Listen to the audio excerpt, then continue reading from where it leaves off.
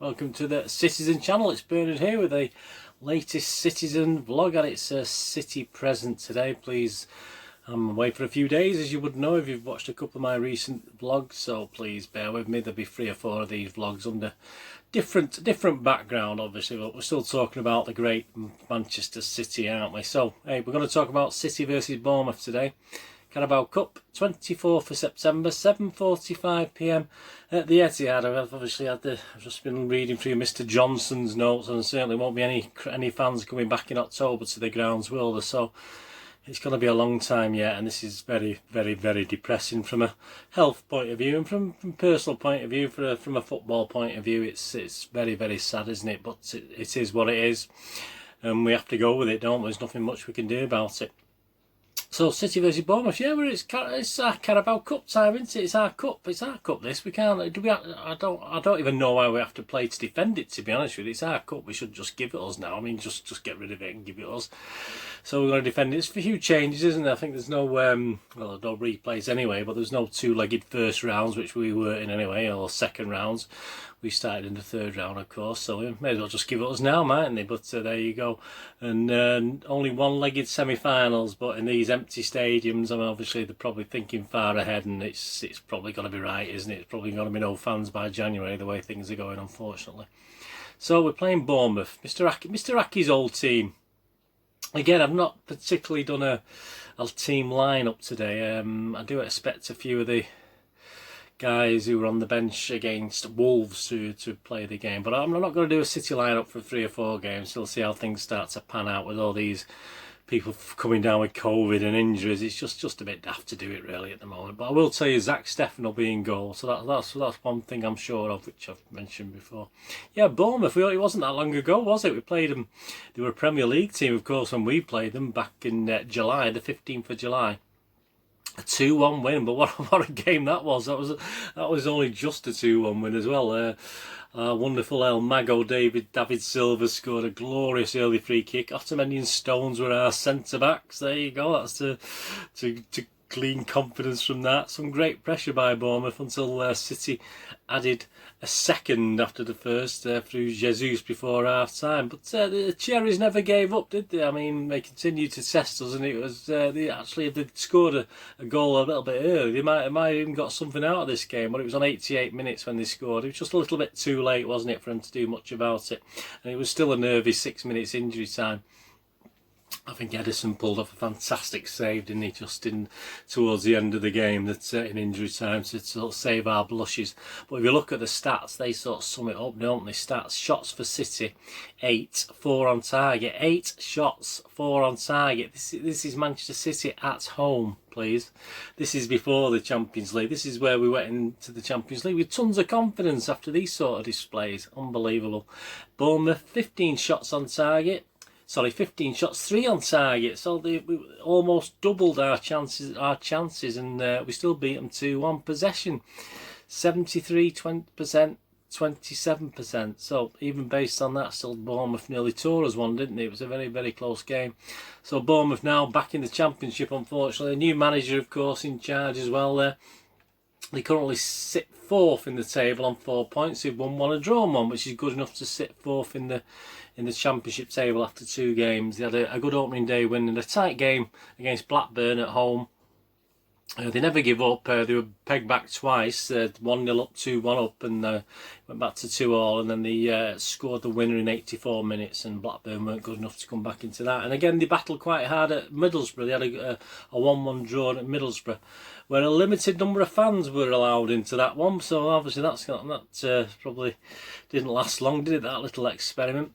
But yeah, the Cherries took the lead, but they couldn't hold out in this one. They were pegged back on 80 minutes to make it 1-1. Solanke looked alright, and we'll talk about him in a moment when we look at something else.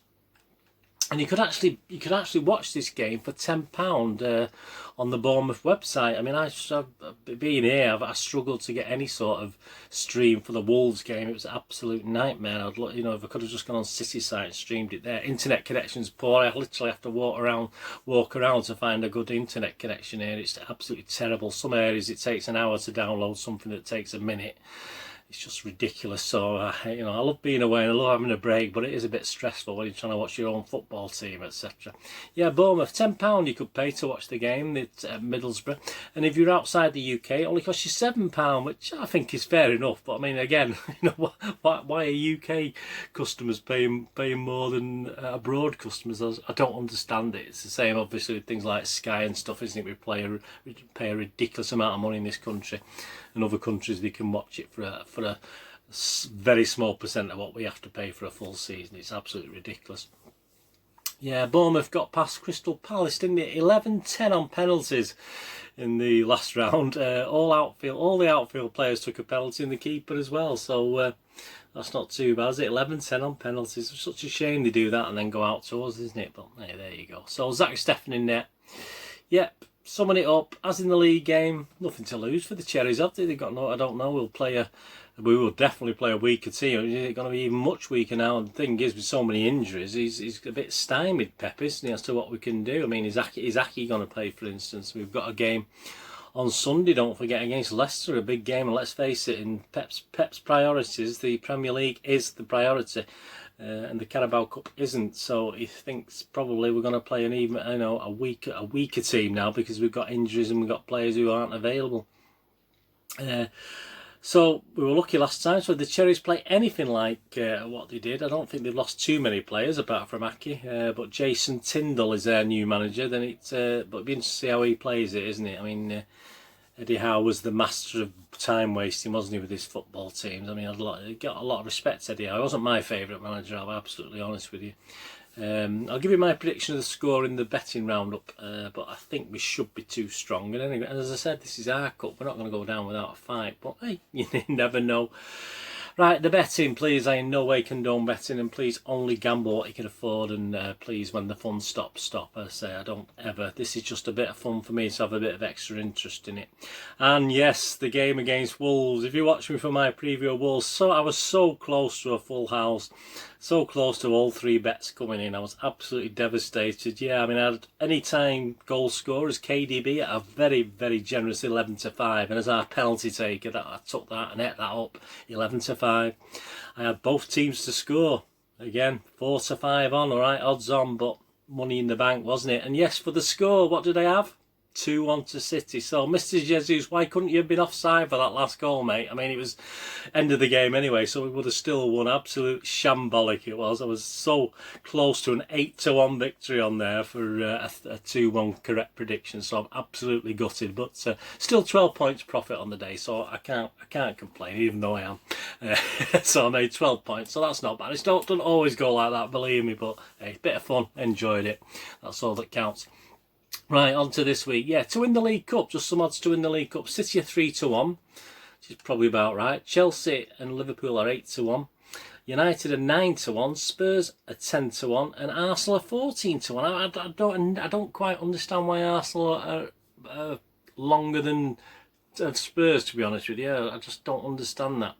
Yeah, Everton are an interesting one. They're still 16-1 the best price, but some odds have been falling on certain bookmakers because of the way that Everton have started. So they were as much as 20-odd to 1 at one stage, but they're down to 16-1 with some bookmakers now. So perhaps there's been a bit of money.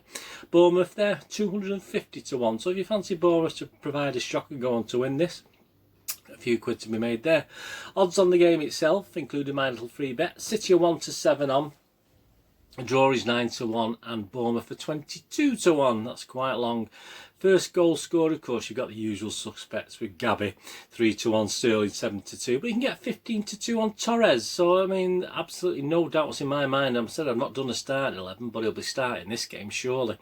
And you've got 28-1 on Aki, which again is a bit dubious, but if he does start, what a great price. So it's very, very tempting. Solanke, who I mentioned before, who's obviously been looking good for Bournemouth. He's attempting 16-1, but I won't have him as first goal scorer, but a bit more on him again in a moment. Both teams to score, yeah, I'm going to include this in my bets this week. 11-8 for both teams to score. I wouldn't be surprised. I'm not going to be surprised if Bournemouth don't score, to be honest with you. So I wouldn't be surprised if Bournemouth don't draw or win on penalties or something. But yeah, I do expect both teams to score, and that's a very, very nice looking 11-8. They're not giving Bournemouth any credit whatsoever, and for teams not to score is 8-15. So I'm going to have 5 points on the 11-8 on this one. Right, on to the correct score. Yeah, you've got 2-0 for City, and 3-0 for City is 11-2, 4-0 is 17-2, 5-0 is 15-1, 2-1 is 8-1, 3-1 is 11-1, and that's where my bet is. I'm going to say 3-1 to City. That's 11-1, so I'm going to have 2 points on that one. So a 3-1 win for City at 2 points. Half time, full time, City for both obviously is 1-2 on, so half time, full time, so not enough in that for me. A draw and City is 11-4. That's quite interesting, but it won't be my third bet. My third bet is again going to be the anytime goal score. I'm going to be a bit cheeky with this one actually. Gabby and Sterling are odds on, and Torres is 15-8. I'm not sure whether KDB will be in for this one, but Solanke is 6-1. For Bournemouth. So yeah, as I said, I think Bournemouth will score. I think Solanke might score it. So I'm going to go for a cheeky one against us. I'm going to go for 2 points on Solanke to score at 6-1. So that's my 3 bets for today anyway. The both teams to score, yes, 11-8. 3-1 victory at 11-1. So that's 2 points on that one. And obviously 2 points on a Solanke to score anytime goal scorers at 6-1. So they're my 3 bets for today. Remember, these are just fun bets, please. I don't condone gambling in any way. Right, just to finish off, the City magazine this week, just some stuff on City that's out there in social media. Some you might know, some you might not know. Obviously, with Tommy Doyle's wonderfully signed a new contract now till 2025. That'd be absolutely fantastic. Twitter, Mr. Gary Howell at Howlett1971. Yeah, this was really funny. It's not City related, but I do. If it's particularly funny, I'll post these things, and it's. Quiz show asked the question, what is the confectionery inspired nickname of football club Everton? I mean, there was some great answers. Obviously not football fans. You had Twix, Quality Street, you had a couple of Maltesers, I don't know what mine they're on, all sorts, Chris Humbugs. And of course it was left, if you look at the image there, it was left to lifelong Everton supporters, club president Len, Paul O'Grady's long lost brother, who got it spot on with the toffees obviously. So that was just, it made me smile when I saw that tweet. Fernand was confirmed obviously as the club captain with KDB vice. But he did a good job at Wolves, didn't he? But it's the amount of games he's going to play. It does smack of David Silva last season. He was given the captaincy with Fernandinho. I'm not saying it's the greatest. I think we didn't really need that leader on the pitch against Wolves. We played really well, but I think if we do need a leader on the pitch, I still don't think we've got one. I think would the pressure be too much for KDB and ruin his game? I'm not too sure. But anyway, Fernand's our new club captain with KDB as vice captain, so good luck to them both, and we'll wish them well, don't we? We love them to bits. And El Mago, of course, he made his debut, didn't he? He came on Sunday in the Real Sociedad Real Madrid game, so he came on in the 62nd minute, but he couldn't inspire Sociedad to anything. It just ended up a drab 0-0 draw, so unfortunately he couldn't inspire Sociedad to great things. Stephen at Stephen McInerney, obviously well known to everyone. I think he's probably the most supported vlogger out there. Is it 40-odd thousand subscribers? Unbelievable. I haven't got 1% of that. I don't think. You know, I don't know. I haven't got 1% of that. I'm less than 1% of that. Yeah, he stated he was a bit apprehensive about Koundé. There's been some talk about this Koundé. All these guys doing these vlogs on these transfer things. I mean, unbelievable. I want to know where to start, and I know it's all a load of garbage, so why bother anyway? Koundé's been mentioned, hasn't he? He's coming to City, and about, he said he was a bit apprehensive about his height. Plenty said he's actually good in the air, citing him handling Dzeko and Jimenez perfectly well. The stats back it up too. He's better statistically than Carlos and Koulibaly, miles better than Garcia, and notably more than Aki. So there you go, there's a table there looking at it. I mean, I'm a big stats fan, as you know. I'm into stats, I love stats and things, but there is some interesting stats on there, but it only covers a relative few games, doesn't it? But it is very interesting nonetheless, and unlike our transfer speculation, it is interesting that our transfer speculation does my tree in, to be honest with you. But yeah, thanks Stephen. Anyway, that was interesting to look at. If you want Kunda at City, obviously, do we need him after last night? Who knows? Stones will do the job. You know, we've got Aki, we've got Laporte to come back. Yeah, do we need another one? We've got Otamendi still there, haven't we? Do we need another centre half? Possibly. Yep. And at Man City, an interesting one just before the Wolves game. Today's the day image. I have no idea what the heck. I assume it's Pep. But what's the car wheel? I mean, is it one wheel on my wagon, but I'm still rolling along? I haven't got a clue what that is in the drawing, and the two arrows pointing in a circular motion. And what's the squashed can on the floor? I mean, I did ask on Twitter, no one's come up with an answer yet. I mean, it must mean something, but I have no idea. Please let me know in the comments what that today's a day image means. I mean, it's something, and my brain just isn't working. I say I'm off this week, so my brain's probably a little bit mushed and gone off work mode. But please tell me what it is. I have no idea what that image is. Another little funny to sort of finish off this little City Magazine social media look at Richard Jolly. Phil Foden becomes the first player to be found in Iceland and score in a ground next to Asda in the month of September. So there you go. That's a little bit of fun. And one of the replies from @AmarJourno, yeah, I reply made me laugh a little. So I mean, that's just, he got a lot of likes, about 160 likes. So that's people's humour, isn't it? But hey, it was okay. I've heard worse, but not too many worse. Anyway, thanks for joining me. I'll be back with a review of this Bournemouth game as best I can with these circumstances. I say things will get back to normal next week when I come back, but say just bear with me this week while I'm doing that, because there'll be a preview of Leicester done as well, which will be done under these circumstances. I'll do a preview of Leicester Premier game at the Etihad for Sunday as well. So please keep your eyes out for that. Check my links on screen now. If you're into movies and dramas, I do vlogs on reviews on vlogs and information vlogs, etc. So please check that out on my playlist. If you can follow and friend me on Facebook and Twitter, I try and follow and friend everyone back. I just check every couple of days, and so if you have to follow us and you want to follow me, please do that. And I put stuff on there I don't necessarily talk about on my vlog as well, so some entertainment on there for you as well. And please, if you can look at my little website, moviegamenostalgia.com, for old and rare DVDs, movie posters from the 90s and 2000s, and board games. That's my little day job where I try to earn a little money at the moment. With COVID, it's on its last legs, to be honest with you. That's why I'm working another job just to pay the bills, unfortunately. But that's not your problem, is it? If you can help me and support me, that'll be very, very much appreciated.